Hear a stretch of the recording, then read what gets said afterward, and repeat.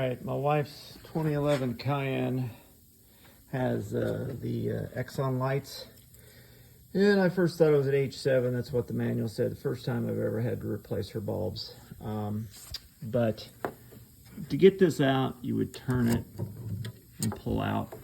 And to my surprise, different in my Cayenne, there's this piece on. It does not lift off. You push this button and it opens up from that point. So there is a spot right here.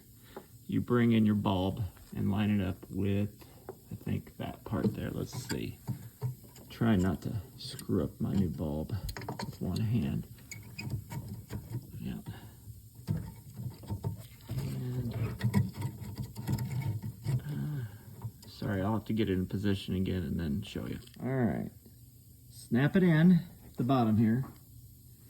And then I'm going to get it in this position here and then turn it. I'll show you when I get it in. It's right at that position.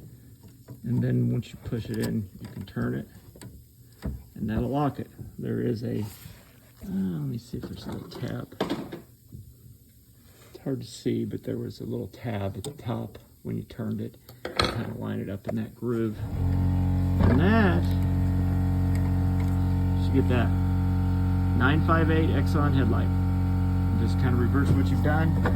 This snaps back on. The other Cayenne I have, it's, well, I think a little bit higher quality. This, it looks like they went a little cheaper.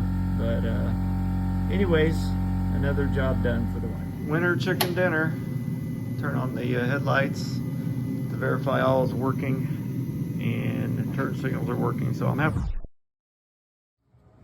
As always, please subscribe.